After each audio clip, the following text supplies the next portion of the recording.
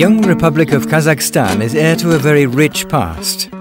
Here, every day on what's known as the Silk Route, pilgrims and tourists cross these rose gardens to visit the mausoleum of Khoja Ahmad Yasawi. The 12th century poet and Sufi Grand Master Yasawi lived and died here in the present-day town of Turkestan. Built on his tomb, this mausoleum remains the only vestige of the ancient city of Yazi. The exceptional site is a place of active pilgrimage.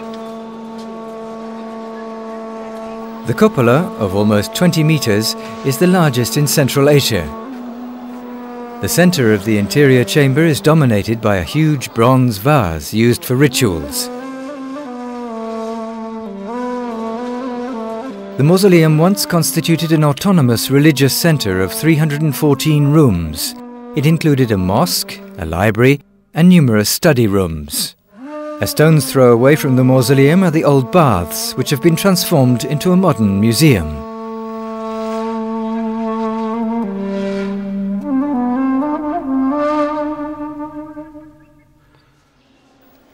In 2003, the mausoleum was the first Kazakh monument to be decreed a UNESCO World Heritage Site. The building was constructed between 1389 and 1405 on the order of Tamerlan, founder of the Timurid Empire and spiritual son of Genghis Khan.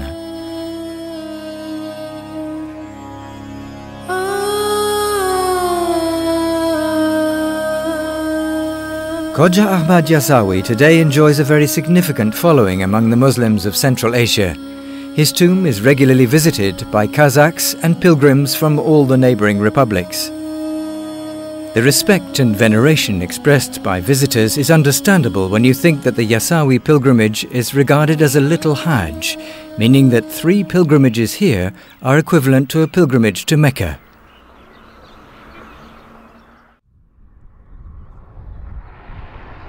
Kazakhstan is not just the country of vast spaces, it's also the country of space.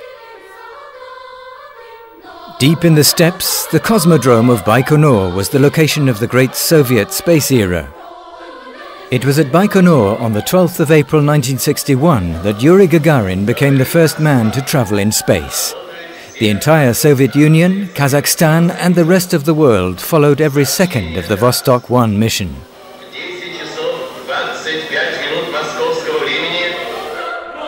Today, Baikonur is still where the Proton and Energia rockets are launched. The Russians signed an agreement with Kazakhstan authorizing them to use the cosmodrome until 2053. A new launch pad called Bayterek, financed by the Kazakh authorities, will allow the country to launch its own satellites in 2008.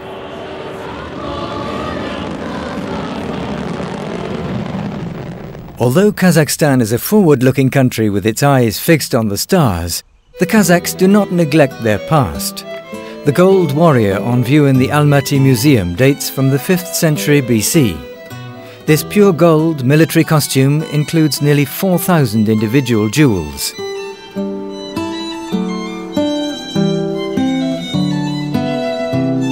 In April 1999, a scientific expedition discovered a Scythian tomb hidden under ice containing the remains of a woman buried over 2,400 years ago. The body of a prince was then exhumed, and then another body, identified as that of the prince's mother. Near these mummified corpses, archaeologists uncovered gold statuettes and the remains of 13 sacrificed horses. The Scythians, a nation of horse-riding nomadic pastoralists, dominated the Kazakh steppes throughout classical antiquity. The only traces of civilization that remain are the kurgans, their tombs.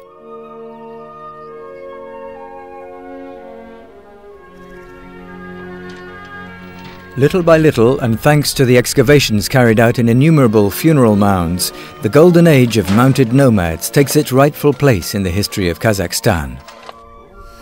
The ancient oasis of Otrar extends over 200 square kilometers and reveals the vestiges of 6 medieval cities. The most important of these, Otrar Tobe, was the object of a major excavation which uncovered spectacular clay brick foundations of a city that included a citadel, a suburb and fortified walls. Occupation of Otrar goes back to the very first century of Christianity. This city was located at a strategic place.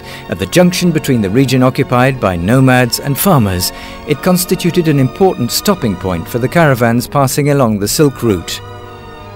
Since 2001, in collaboration with UNESCO and the Japanese government, this site has formed part of a vast restoration and conservation project.